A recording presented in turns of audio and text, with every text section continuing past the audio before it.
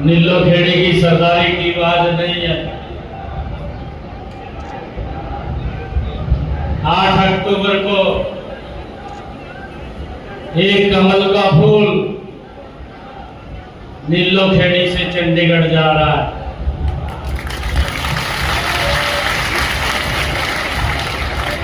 एक जोरदार जयकारे के साथ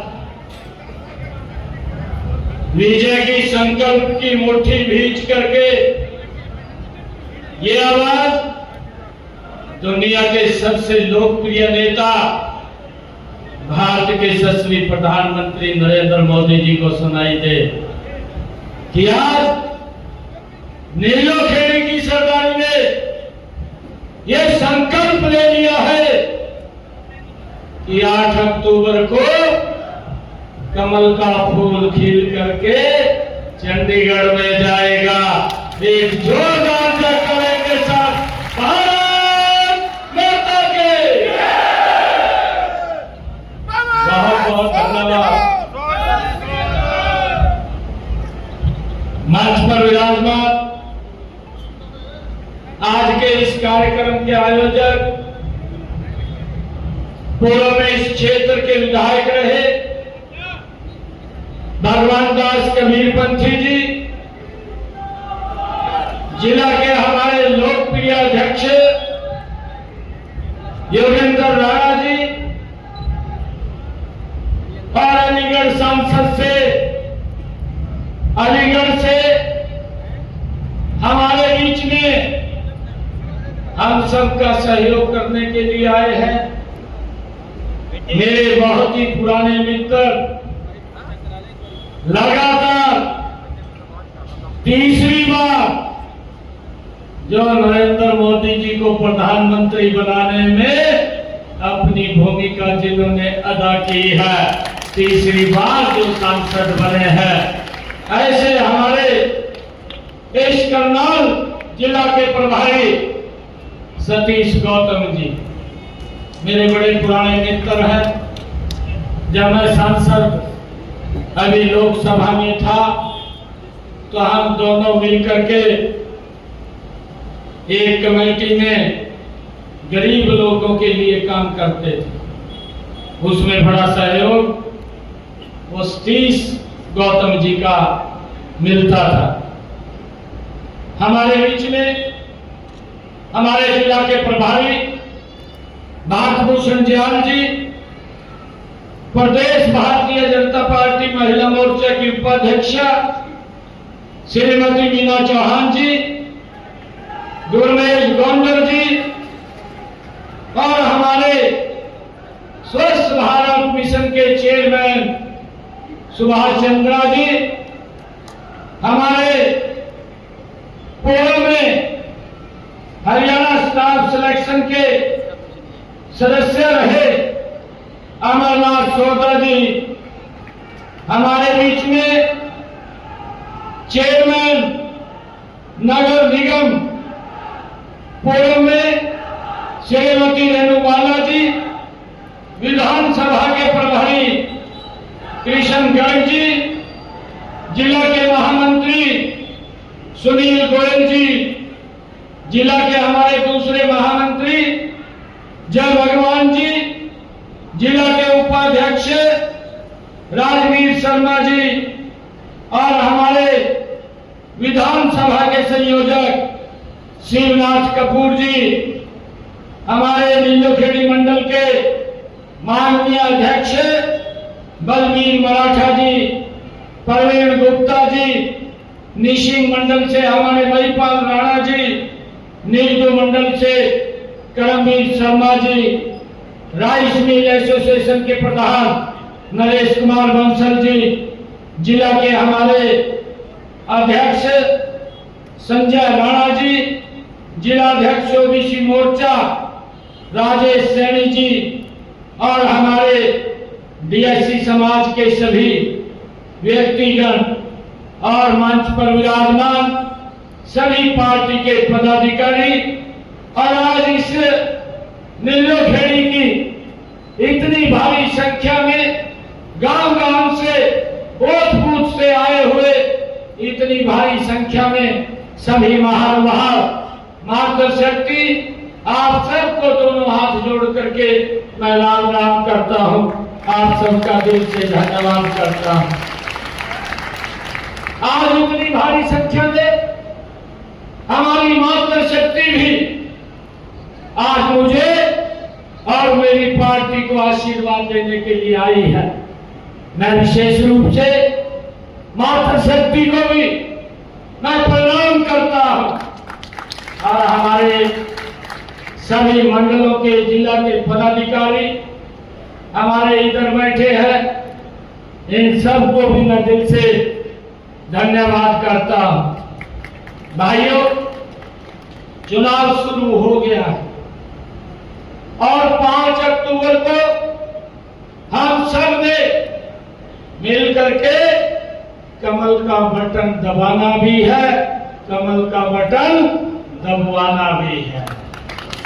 और भाइयों, जब अक्टूबर को रिजल्ट आएगा, मुझे पूर्ण विश्वास है जो जोश जो उत्साह आज मैं नीलोखेड़ी के लोगों का देख रहा हूं, जब 8 तारीख को रिजल्ट आएगा तो नीलोखेड़ी से एक कमल का फूल खिल करके चंडीगढ़ के अंदर जाएगा। भाइयों, आज मुझे पूर्ण विश्वास है, क्योंकि मैं जब ये देख रहा पिछले 10 वर्षों में ये डबल इंजन की सरकार ने लोगों के जीवन को सरल करने के लिए लगातार मजबूती से कार्य किया है। और भाइयों, हम हर वर्ष आदरणीय प्रधानमंत्री जी बोलते हैं, वो हमें कहते हैं कि जो काम आप लोग करते हैं वो हर वर्ष लोगों के बीच में जाकर के साझा करना चाहिए, लोगों को बताना चाहिए। भाइयों, हर वर्ष हम लोगों के बीच में जाकर के अपने कामों के बारे में कि हमने 1 साल में ये कार्य किए हैं, उनके बारे में बताने का काम करते हैं। परंतु भाइयों, कांग्रेस पार्टी है, उनके पास बोलने के लिए कुछ नहीं है, कहने के लिए कुछ नहीं है, लोगों के बीच में भ्रम का जाल फैलाने का काम करते हैं। झूठ बोल करके वो अपना उल्लू सीधा करना चाहते हैं और झूठ बोल करके वोट ले करके लोगों का शोषण करना उनके डीएनए के अंदर है और उनकी ये फितरत भी है। भाइयों, इस बात को लेकर के भी हमें सोचना समझना चाहिए। मैं आपको बताना चाहता, लोकसभा के अंदर भी उनके पास कोई विजन नहीं था, उनके पास बताने के लिए कोई योजना नहीं थी कि हम ये करेंगे या हमने ये कार्य किए हैं। परंतु भाइयों, झूठ का सहारा ले लिया और झूठ का सहारा ऐसा लिया कि जो डॉक्टर भीमराव अंबेडकर जी ने उस पवित्र संविधान की रचना की, उसी को उठा करके खड़े हो गए और राहुल गांधी ने उसको उठाया। आगे जितने उनके लोग थे उन्होंने भी उसको उठा करके इस प्रकार का दुष्प्रचार शुरू कर दिया कि नरेंद्र मोदी अगर तीसरी बार प्रधानमंत्री बनेगा तो संविधान खत्म हो जाएगा। भाइयों, इस प्रकार का झूठ ये कांग्रेस के लोग, और भाइयों उन्होंने तो घर घर जा करके एक और बड़ा झूठ बोल दिया। कहने लगे कि 4 तारीख को जो ही रिजल्ट आएगा 8,500 रुपया खटाखट खटाखट खाते के अंदर आ जाएंगे। ये इतना बड़ा झूठ बोल दिया कि लोगों को गुमराह करने का काम ये कांग्रेस के लोग झूठ बोल करके करते हैं। परंतु भाइयों, अब जब उनके पास कुछ बचा नहीं है, एक और झूठ लेकर के चल दिए। ये भूपेंद्र सिंह हुड्डा, ये कांग्रेस के लोग भाइयों ये लेकर के चल दिए, कहा हिसाब मांगो, यात्रा। ठीक है भाई, मैंने तो बताया है, हम तो आप लोगों के बीच में आकर के हर वर्ष अपना हिसाब देते हैं कि हमने क्या किया है क्या नहीं किया है। परंतु हुड्डा साहब मैंने आपसे कुछ क्वेश्चन किए थे।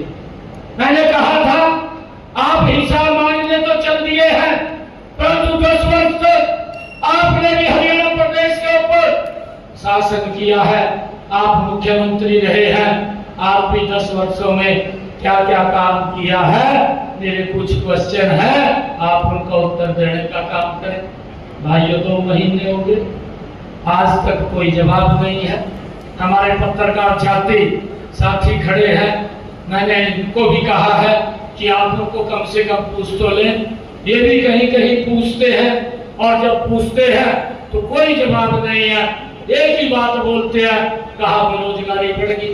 भाई तेरी सरकार के अंदर क्या हालात हुए हैं, इतनी नौकरी दी है, तू भी तो बताने का काम कर, खाली झूठ बोलने का काम मत करें।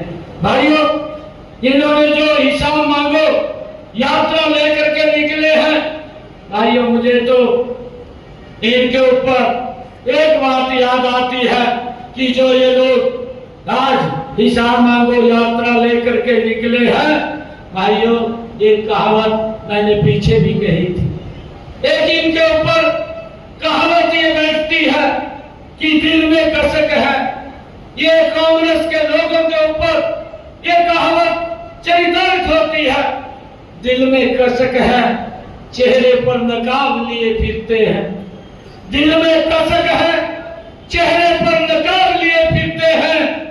भाइयों जिनके खुद के खाते खराब हैं वो हमारा हिसाब लिए फिरते हैं। भाइयों ये हमने इस बात को समझना हो, ये लोग प्रदेश के लोगों को, देश के लोगों को ये गुमराह करने के लिए निकले। भाइयों मेरे पास मैं आपको बताना चाहता हूं, छोटा सा कांग्रेस के नेताओं को कहना चाहता हूं कि अगर मैंने 10 वर्ष का हिसाब बताना शुरू कर दिया, मुझे लगभग 10 घंटे 12 घंटे का समय चाहिए।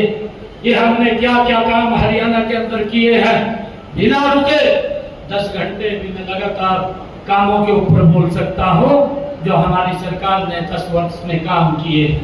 परंतु मैं आपको बताना चाहता हूं कि जितना समय मुझे मिला है उस समय के मैं काम अगर आपको गिनवाऊं तो भाइयों इसकी स्थिति हालत खराब हो जाएगी। इतने काम हमारी सरकार ने इस अल्प समय के अंदर किए। भाइयों मैं बताना चाहता हूं 12 मार्च को आदरणीय प्रधानमंत्री जी ने, आदरणीय अमित शाह जी ने, आदरणीय जगत प्रकाश नड्डा जी ने, आदरणीय मनोहर लाल जी ने आपके इस गरीब परिवार के बेटे को हरियाणा प्रदेश की ये जिम्मेवारी दे करके आपके बीच में भेजा। और भाइयों जब 12 तारीख को मुझे ये जिम्मेवारी दे करके भेजा, 12 मार्च को 16 मार्च को कोड ऑफ कंडक्ट लग गया। भाइयों अगर आज हम देखते हैं, आज जब ये 8 अक्टूबर को कोड ऑफ कंडक्ट हटेगा तो 186 दिन पूरे के पूरे बनते हैं। 186 दिनों में से 132 दिन ये आचार संहिता में चले गए। आचार संहिता जो 16 मार्च से लगी थी, 6 जून को हटी थी, और अब 16 अगस्त से ये आचार संहिता लगी, और अब ये अक्टूबर को हटेगी। 186 दिन ये टोटल मुझे काम करने का अवसर मिला, और उसमें से 132 दिन आचार संहिता में निकल गए। मात्र 56 दिन मुझे काम करने का मौका मिला है, बहुत कम का मौका मिला है। और मैं बताना चाहता हूं कि इन 56 दिनों आपकी सरकार ने हमने हैप्पी कार्ड 7 तारीख को लोगों के बीच में यहीं पर दिया, और 1000 किलोमीटर तक हरियाणा रोडवेज की बस में वो 1 साल में फ्री यात्रा कर सकेगा, उसका कोई किराया नहीं लगेगा। ये निर्णय हमारी सरकार ने किया, और उसका लाभ लगभग 23 लाख परिवारों को, 84 लाख लोगों को हरियाणा प्रदेश के अंदर देने का काम ये हमारी सरकार ने किया है। भाइयों 8 तारीख को हमने ये निर्णय किया ये हरियाणा प्रदेश के अंदर बिना पर्ची बिना खर्ची के 50,000 युवाओं को और सरकारी नौकरी देने का मैंने घोषणा की और मैंने कहा कि हम 50,000 और युवाओं को सरकारी नौकरी देंगे।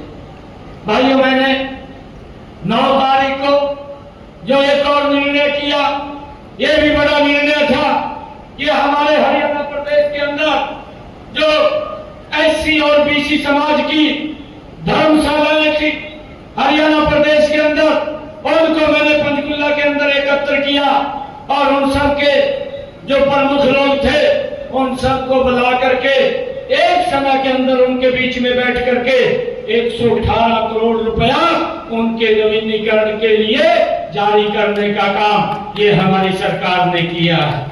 भाइयों, 10 जून को जो भूपेंद्र सिंह हुड्डा भाइयों 100-100 गज के प्लाट देकर के चला गया था, ना कागज थे ना कब्जा था, लोग घूम रहे थे। मैंने 10 जून को ये निर्णय किया, सोनीपत के अंदर बड़ा कार्यक्रम किया और बड़े कार्यक्रम के अंदर पूरे हरियाणा प्रदेश के अलग अलग जिलों में हमारे सभी मंत्रीगण उस कार्यक्रम के अंदर बीच में रहे और 20,000 ऐसे लोगों को चिन्हित किया और चिन्हित करके उनको मौके पर ही कागज भी दिए, कब्जा भी दिया, 100 गज का प्लाट देने का काम ये हमारी सरकार ने किया है। भाइयों, हमने ये भी निर्णय लिया है, मैंने अधिकारियों को कहा कि ये हमने 100 गज के प्लाट ये 20,000 लोग जो घूम रहे थे उनको तो देने का काम किया है, परंतु जो और कुछ लोग बचे हैं जिनके पास 100 गज का प्लाट नहीं है, उसके लिए मैंने रजिस्ट्रेशन खोला और आचार संहिता लग गई है। 8 तारीख के बाद ऐसे सब लोगों को 100-100 गज का प्लाट देने का काम ये हमारी सरकार कागज और कब्जे के साथ देने का काम ये हमारी सरकार करेगी। भाइयों, बड़े गांव के अंदर जिस गांव की आबादी 10,000 से ज्यादा है, उस गांव के अंदर हमने ये निर्णय किया कि वहां पर 50 गज का प्लाट देने का काम ये हमारी सरकार करेगी। भाइयों, 17 जून को हमने एक और निर्णय किया, हमने निर्णय किया कि जिन परिवारों का 2 किलोवाट का शुल्क कनेक्शन बिजली का था, ऐसे सब लोगों के हरियाणा प्रदेश के उसका सरचार्ज माफ करने का निर्णय ये हमारी सरकार ने लिया और भाइयों, इससे हरियाणा प्रदेश के लाखों परिवारों को एक बड़ा लाभ हमारी सरकार ने देने का काम किया है कि जितना यूनिट वो खर्च करेगा उतने का ही बिल आएगा। अगर वो एक महीने में कहीं घूमने जाता है, एक भी यूनिट खर्च नहीं करता, तो उसका बिजली का बिल 0 करने का काम ये हमारी सरकार ने निर्णय किया है। भाइयों, इसका मंथली मिनिमम चार्ज समाप्त करने का काम ये हमारी सरकार ने किया है। भाइयों, मुझे खुशी है कि मैंने 19 जून को एक और बड़ा कार्यक्रम जींद के अंदर किया। जो हमारे श्रमिक भाई थे, जब मैंने देखा कि उनकी बेटी के कन्यादान का पैसा रुका हुआ है, उनकी मजदूरी के टूल के पैसे रुके हुए हैं, ऐसे सब श्रमिकों को हरियाणा प्रदेश के जींद के अंदर मैंने एक बड़ा कार्यक्रम किया और उस बड़े कार्यक्रम के अंदर हरियाणा प्रदेश के श्रमिकों के खाते के अंदर जो उनका बेनिफिट का पैसा रुका हुआ था 80 करोड़ रुपया उनके खाते के अंदर पहुंचाने का काम भी ये हमारी सरकार ने किया है। भाइयों, ताकि किसी भी श्रमिक को बिटिया की शादी के समय कोई दिक्कत ना आए। और मैंने वहां पर एक और संकल्प लिया, अधिकारियों को कहा कि अगर किसी श्रमिक की बिटिया की शादी होती है और वो अप्लाई करता है तो 3 दिन पहले मेरी सरकार का अधिकारी उसको घर पे देने के लिए चेक देने के लिए जाएगा। इस बात को भी सुनिश्चित ये आपकी सरकार ने किया है, हमारी सरकार ने किया है, ताकि श्रमिक की बेटी के समय उसको कोई दिक्कत परेशानी ना आए। भाइयों, 20 जून को हमने एक और बड़ा कार्यक्रम किया। हिसार के अंदर महाराजा अग्रसेन हवाई अड्डा, उसके विस्तारीकरण के लिए 544 करोड़ रुपए के कार्यों की शुरुआत करने का, परियोजनाओं को मैंने हिसार के अंदर जाकर के लोगों के बीच में एक बड़ा कार्यक्रम की शुरुआत की। भाइयों, मुझे ये खुशी है कि 21 जून को हमारी सरकार ने भिवाड़ी के अंदर किसानों के बीच में जाकर के 49,000 हरियाणा प्रदेश के जो किसानों की फसल के खराबे का पैसा वो रुका हुआ था, भिवानी के अंदर जाकर के किसानों के बीच में 133 करोड़ रुपया उनके खाते के अंदर पहुंचाने का काम ये आपके इस सरकार ने, आपके बेटे भाई ने किया है। भाइयों, मुझे खुशी है कि 25 जून को 26 जून को हमारी सरकार ने एक और निर्णय किया है। हमने ये निर्णय किया, इसका कार्यक्रम, मैंने एक बड़े कार्यक्रम का आयोजन रोहतक के अंदर किया और रोहतक के अंदर जो मैंने एक योजना बनाई, मुख्यमंत्री शहरी आवास योजना, इस योजना के तहत मैंने फर्स्ट फेज के अंदर 14 शहरों के लोगों को बुला करके, जिनके पास प्लॉट नहीं है या जिनके पास मकान नहीं है, ऐसे लोगों को चिन्हित करके लगभग 15-20 हजार लोगों को चिन्हित करके 30-30 गज का प्लाट देने का काम भी ये आपकी सरकार ने किया है और इसको लगातार आगे बढ़ाने का काम ये हमारी सरकार कर रही है। भाइयों, मैंने 27 जून को एक और निर्णय किया, ये भी बड़ा किसानों के हित के अंदर निर्णय था कि मैंने ये अधिकारियों को कहा कि जिन्होंने 2023 तक कनेक्शन अप्लाई किए हुए हैं उन सबको जारी करने का निर्णय भी ये हमारी सरकार ने लिया है। भाई, 29 जून को हमारी सरकार ने एक और बड़ा कार्य किया है, जो है बीसी समाज की क्रीमी लेयर की व्यवस्था थी, वो 6 लाख रुपए थी। लंबे समय से बीसी समाज के लोग इस बात की मांग कर रहे थे कि इससे क्रीमी लेयर की व्यवस्था को बढ़ाया जाए ताकि हमारे बच्चों को इसका लाभ मिल सके। और मैंने 29 जून को ये आदेश दिए, एक कार्यक्रम बड़ा किया और उसके अंदर इस क्रीमी लेयर की व्यवस्था को केंद्र सरकार की तर्ज के ऊपर करने का काम, उसको 6 लाख से 8 लाख रुपए करने का निर्णय ये हमारी सरकार ने लिया। भाइयों, 30 जून को हमारी सरकार ने एक और बड़ा कार्य किया। पानीपत के अंदर हरियाणा प्रदेश के एक समय के अंदर 75,330 बुजुर्गों की पेंशन एक समय के अंदर बना करके उनके खाते के अंदर पैसा पहुंचाने का निर्णय भी ये हमारी सरकार ने किया है।